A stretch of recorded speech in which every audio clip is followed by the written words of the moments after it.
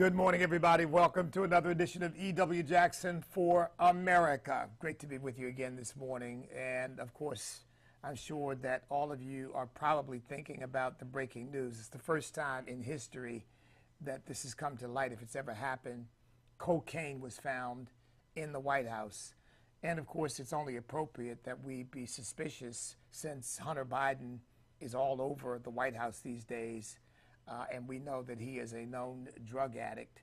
I mean, he's got had all kinds of drug problems, crack cocaine. Apparently there was crack cocaine in one report. It was just not powdered cocaine, but crack cocaine. But he's had all kinds of problems with drugs and all kinds of problems with leaving things laying around without much concern about the safety and security of those things, like that computer. And I think that's what happens when you're drug addicted. You just don't. You're not at all fastidious about taking care of where things are and important things that you don't lose track of. Because basically you live life in a blur, in a fog. And this is the man that the president has used to travel the world with him and basically be a bag man for money flowing into the Biden family. I'm a lawyer. I'm retired from the practice of law now, but I believe very much in our legal system. I think it's the best that man has ever devised. And I do believe in the principle of innocent until proven guilty. But that's a court matter. All of us have common sense. All of us can see reality. Most of us can.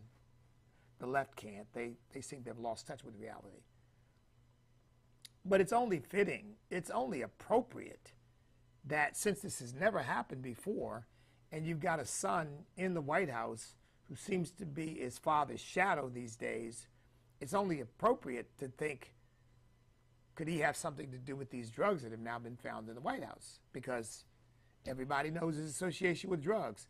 And I notice people are quick to, it's probably a staff member, it's probably a visitor, this, that, or the other. But in all these years I've been following presidents, this has never happened before.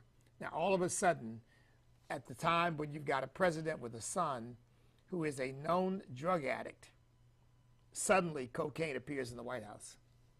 Well, look, here again, I'm not here to just bash Hunter Biden, and because Hunter Biden, as far as I'm concerned, is ultimately irrelevant. Not as a human being, but irrelevant as a public figure. What really matters is what his father's doing and what he and his father have concocted. And I believe that he and his father have concocted to sell our country out so that they can enrich themselves. Yep. All that stuff about Donald Trump being a Russian asset, just a lot of nonsense, a lot of balderdash. And by the way, let me just make clear for the record, if I thought for a moment that any president, I don't care what his party is, Republican, Democrat, were betraying our country for any reason, let alone to enrich themselves, I would denounce that person. And that includes Donald Trump. Donald Trump is no Russian asset, and Donald Trump loves this country, whatever his flaws may be, and of course, like all of us, he's got many of them. His are very pronounced because, of course, they're all amplified by the media, so they're there for all to see. But Donald Trump loves this country. And I really believe that Donald Trump would give his life before betraying this country. Now, I think he can get a little overzealous sometime about things, and he can be a little bit prickly when it comes to his personal relations with people and people not doing the things he wants them to do. And of course, that's often translated into, some kind of impulse to tyranny. But look, I think every A personality to some extent has that impulse that basically you want people doing the things that you need them to do when you need them to do it. But that doesn't make you a tyrant. I mean, it just makes you a person who is aggressive about getting things done. Here again, if I thought for a moment that Donald Trump had the impulse to be a tyrant, to overthrow our constitutional system, I would be his enemy. If I really believed that, I'd be his enemy. That's not the case. But of course, they don't like Donald Trump because Donald Trump's gotten in the way of the machine that basically wants to have hegemony over the United States of America. And as I said before, control everything and everybody. And I'm not here to defend Donald Trump. There's an election coming up. There are many candidates in the election. Some of you have suggested that I run for president, so who knows? But I know one thing. The things that have been said about him are simply nonsense. I mean, in terms of his willingness to betray this country. But see, they won't say those same things when it's quite obvious that the Biden family has betrayed America. It's quite obvious. It is quite obvious. Because here again, we all have common sense. All this money that's flowed to them from these foreign countries, and to this day, we don't have a single rational explanation for what the money was for. Nobody can say, oh, the Bidens are in this business and they sold a warehouse full of widgets to these people. Nope. Oh, well, the Bidens are Hunter or the family. They're experts in a particular financial matters, and they brought that expertise to bear, and they helped some company with this transaction that was a big billion-dollar or multi-hundreds of million dollars transactions, and so they got rewarded appropriately. I mean, I would accept a rational explanation and say, well, okay, well, that does make sense. We're told nothing. There is no explanation. Well, why do you think that is? Because you can't explain influence peddling. Because all you're doing is getting money to give a person access to someone who can help promote policies that the payor wants.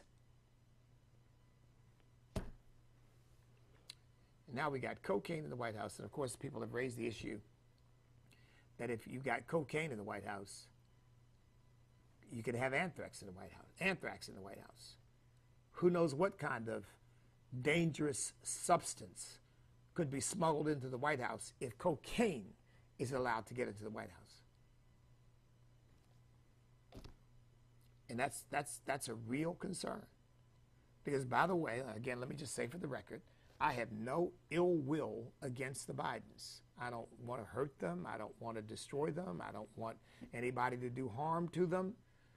They're still my fellow Americans. I believe they betrayed our country, and I believe they should be held accountable for it, but I have no personal animosity toward them as such.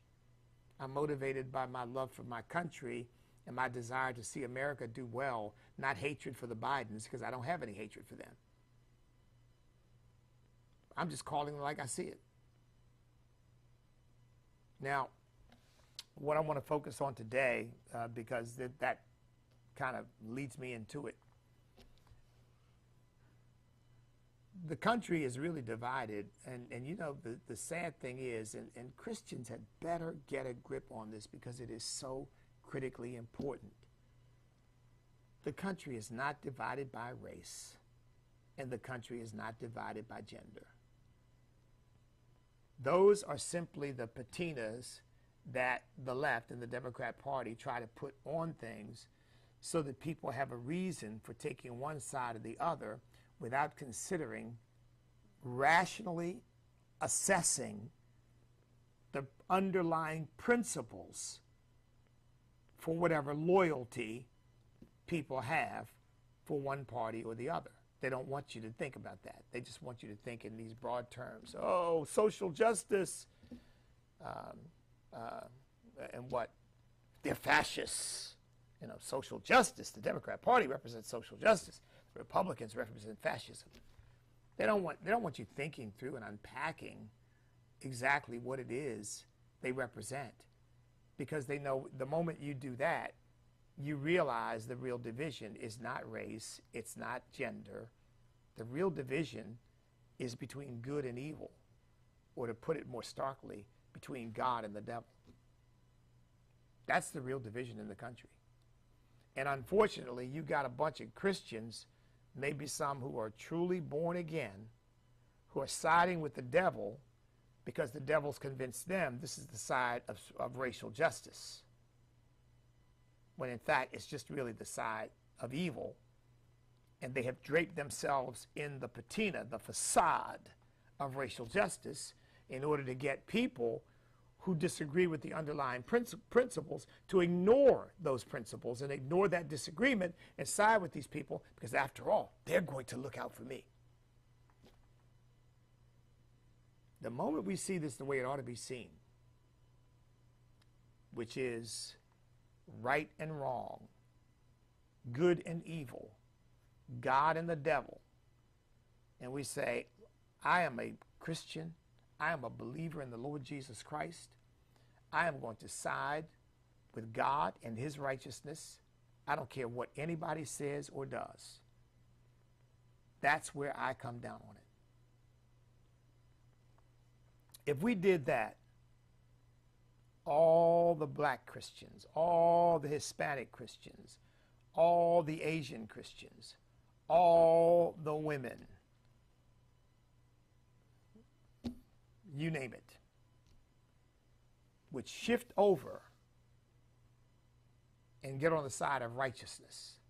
Say, I am not going to be on the side of a party or a movement that believes that killing an unborn baby is some kind of badge of honor. I am not going to be on the side of a party that believes that the way God created us, male and female, is not good enough, or there is no God who created us anyway. We're just a bunch of animals who won the evolutionary lottery. I'm not going to side with a bunch of godless people who believe that the family can be redefined so that two men or two women can get married, and this is something we all ought to celebrate. I'm not going to be on the side of people who, when they confront a Christian who says, I cannot participate in that because I'm a believer, I believe the Word of God, and I believe that homosexuality is sin, and those people are to be punished, to be sued, to have their businesses destroyed, have their careers destroyed, have their reputation destroyed, be fired from their jobs. I'm not going to side with people who believe that that's the right and good and appropriate thing to do, because those people are caught up in evil. I'm going to side with the people who believe that life is sacred and that that baby has a right to live, and that that baby is a human being and a person merely in the early stages of development. I'm going to side with the people who believe that marriage is a union between one man and one woman. That's it, and that's all. And it doesn't matter what the Supreme Court says or what any legislature says, that it's what God says that matters. And while I realize legally people have a legal right to do that, morally they don't. And as a moral and spiritual matter, I will never acknowledge that a marriage between two men and two women is legitimate, ever. Ever. And I'm not going to side with a party that tells me I must acknowledge that, or I'm a bad person, or I'm a bigot, or I'm a hater, because they are the real haters. Not just haters of me, but haters of God. Haters of truth. I'm going to side with the people who love the truth. If all of us would come together around that, around righteousness. Righteousness exalts a nation, sin is a reproach to any people. We would turn America around almost literally overnight. We would, almost literally overnight. So what's that got to do with our policies toward the poor? Look, Jesus said, the poor you have with you always.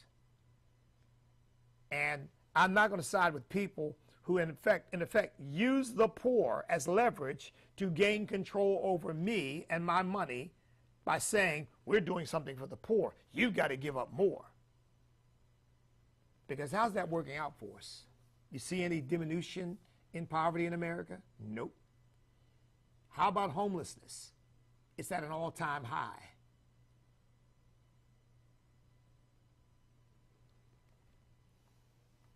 It's a Jeffersonian principle, even if Jefferson didn't directly say it. There's debates about who said it first. That government is best which governs least. The more government stays out of people's business, the better off we are. Now, there are some constitutional requirements of our government, and it should fulfill those constitutional requirements.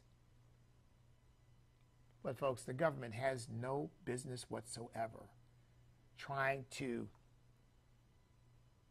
create equity. The government's business is to get out of the way and let people fend for themselves. Of course, I think that we can all agree we have an obligation to take care of those people who can't do that for whatever reason. We're not India. We're not going to leave our children, the children of our country, combing through trash dumps trying to find something to eat, and allowing that to become part of our culture, as has happened in some of the poorest places in India. We're not that country. But you can't then use the desire to do good for people and to see to it that people do not starve, that there is a safety net, if you will. You can't use that to say, and therefore government should have the power to do pretty much anything it wants to do in the name of compassion. Because what that ultimately means is control over you and me, your life and my life, your money and my money. Control ultimately over our careers, our decisions, in order to extract from us what government thinks it needs in order to do these lofty things that it wants to do. Folks, that is the pathway to tyranny. Here's where it comes back down to the same thing again. Do we serve God or do we serve government? When government decides it wants to be God, then we've got to step back and say, oh no, you won't. As for me and my house, we will serve the Lord. Is government our servant or our master? And when government starts acting like it's our master, as it did in COVID, it's time to step back and say, oh no, you will not. We are a constitutional republic. You are limited to certain powers so that my individual liberty is protected, and you will stay in your proper place as the servant of the people, not the master of the people. By the way, speaking of abortion, which is one of the reasons I shared with you yesterday, we're going to have a constitutional amendment that declares a person, a human being, from the moment of conception, and protects that person's right to live. That's what we're going to need. And I know, there are people, Republicans and conservatives, oh, no, don't say that. We're going to lose the housewives. We're going to lose the suburban women. Well, you know what? Maybe we need to educate them. Maybe we need to educate them. Maybe we need to give them a new insight into the nature of this practice that we are engaging in, and it's evil. And maybe we need to call people out for the selfishness. It's my body, therefore I can kill the body in my body in order to do what I want to do, which is really what it boils down to. You're taking away women's right to choose. You know what? Are you ready for this one? Because here again, you won't hear politicians say this. That's why I'm not a politician.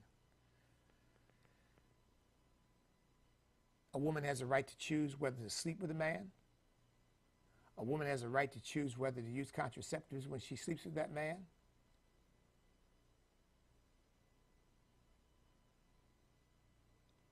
Those are her choices, and nobody has any right to say anything about it.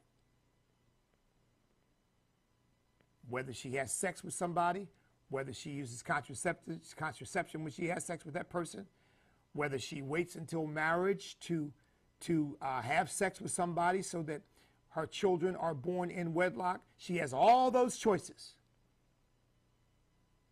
So this idea, you're robbing a woman of the right to choose. No, you're not. You're robbing her of her reproductive freedom. No, you're not.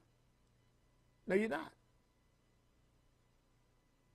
Because all those three choices I just mentioned to you, I don't hear anything in government or anywhere else that says, no, we're going to step in and we're going to interfere with that. No. But once another life is conceived, the choices that were made leading up to that circumscribe the choices that may be made after that. And isn't that the way life is anyway? If I make certain choices, it circumscribes other choices that I might wish I had made or could make, but I can't because the choices I've made prior to that prevent me from making other choices then. I tell you what, the criminal who's convicted and is on his way to prison would like to make a choice not to go. And he had that ability before committing the crime. But once the crime is committed, you are now circumscribed in choosing to be free because of the decision you already made to put that freedom at risk.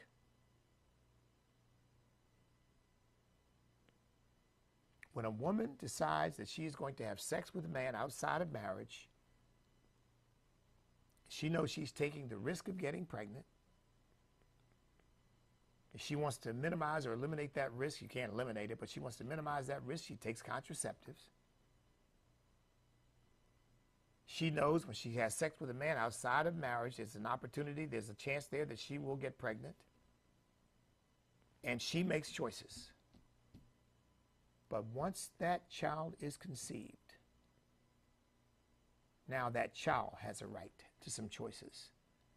And in my view, society must protect that child's right to make choices later in life by preserving that life until that child is in a position to make those choices. Society doesn't get to make the choice for that child. No, you die. And that's about as plain as I can make it. And I think we've got to get back to a philosophical debate about the nature of life, because we need to expose the fact that these Democrats have bought wholly into the idea that you and I are nothing but glorified animals anyway, that there is no divine spark in us, that we are not made in the image and likeness of God, that we do not have a creator to whom we are accountable. And that's the basis upon which they think they can willy-nilly kill an unborn baby and walk away from it, and it's no big deal. It doesn't matter at all. We've got to put that point to the American people and ask the question, is that the kind of society we want to be?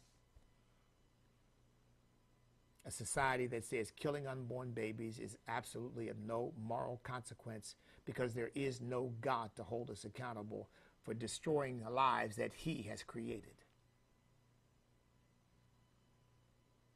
And my answer is no, that's not the society we want to be. We want to be a society that upholds the value of life as sacred. If there are other options, adoption. As you all know, I grew up in foster care for the first 10 years of my life. I mean, those aren't pretty options, but they're better than murder. They're better than killing the unborn baby. So this is really a battle, folks, between good and evil, between light and darkness, between right and wrong, between God and the devil. Not really between Republicans and Democrats. They just happen to represent the two sides of the issue in some instances. And by the way, you all know, I heard one Republican candidate saying something to the effect that, you know, Republicans are homophobic and we need to get over them, blah, blah, blah, blah. And I'm just thinking to myself, what an idiot. We're not homophobic. We're not transphobic. That's just a bunch of nonsense. What some of us are, and not all Republicans share this view, that's why I wanted to distinguish that. That's why my ultimate commitment is to Jesus Christ, not the Republican Party. My commitment to God makes me committed to my country, but God first. So it is not about Republican versus Democrat ultimately. It's about something far, far deeper than that. And I'm a Republican because I think the Republican Party, I know the Republican Party better expresses my worldview and holds to my worldview than the Democrat Party does. But that doesn't mean that I am completely uncritical. That doesn't mean that I'm just, you know, because I think Ronna McDaniel's got to go. If I were to run for president and if I were to get elected president, she would be out the door. Because I don't want anybody in charge of the Republican Party who's telling Republicans and telling Americans that they need to celebrate the LGBTQ Pride Month nonsense, which is what she did, which is ridiculous. That's the source of our problems. That's not a solution.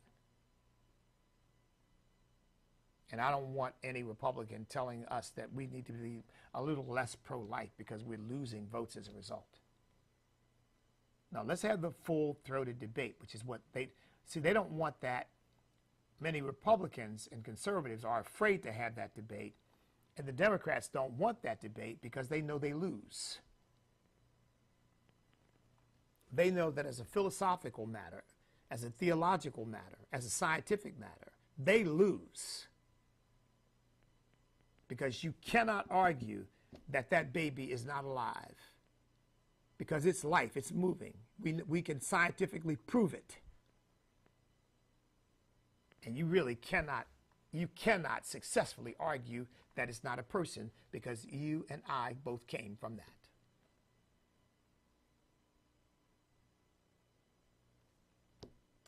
We just got to, we have got to be clear on what the issues really are. If you saw my sermon from Sunday, I talked about the founding of this nation that was founded as a covenantal and a providential nation, that the Mayflower Compact, the Jamestown Compact, both of them mentioned that their primary purpose was to advance the gospel of Jesus Christ and to further Christianity in the earth and around the world. And we are now at a moment, frankly, people are talking about an inflection point, and we really are at an inflection point where we're either going to remain a Judeo-Christian nation or we're going to completely shed our Judeo-Christian roots and become a secular socialist nation. And if we become a secular socialist nation that rejects God, it's only a matter of time. Our country is doomed. It's not global warming that's going to destroy our country. It's moral cooling. And it's up to you and me to preserve what God has given us by making the central reference point Almighty God. I've only got about 3 minutes left. I want to try to end this on time. Let me say one other point that relates to this. I told you yesterday, I am reading How Should We Then Live by Francis Schaeffer, rereading it. And you know, there is a profound point in that book. Of course, it's something I've thought about and talked about before, so it's not original to Francis Schaeffer. It's certainly not original to me. I'm not taking credit for it. But it's called it to the front of my mind again, and it's this. If we believe, or we live as if there is no God, then that means there's no fixed moral order. And if there is no fixed moral order, then there are no limits to the depth of depravity to which people will sink. Because they're going to make it up as they go along. In other words, then man becomes his own moral point of reference. That's where you get, how do you feel about it? If you feel a certain way, that's morality. No, it's not. That's deception. And going all the way back to the book of Genesis, when Eve looked at the tree and saw that it was a tree that was pleasant to the eyes, it was a tree desirable to make one wise. Both of those were lies. I mean, in the sense that it was pleasant to the eyes because she was looking at it from the perspective of the devil. Knowing what it would do, it wasn't pleasant at all. Because if you're looking, you don't see with your eyes, you see with your mind. And if your mind is right, what you see is evil and desirable to make one wise. No, God was already making them wise. He was teaching them in the cool of the day. He was already making them wise.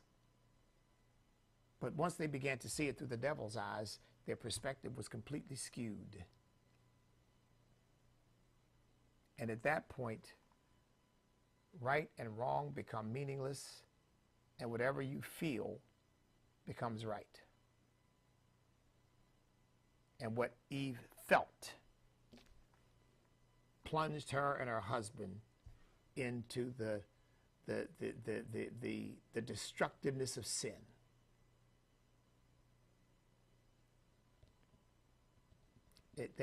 People do not realize what a dangerous road they're trying to lead the country down.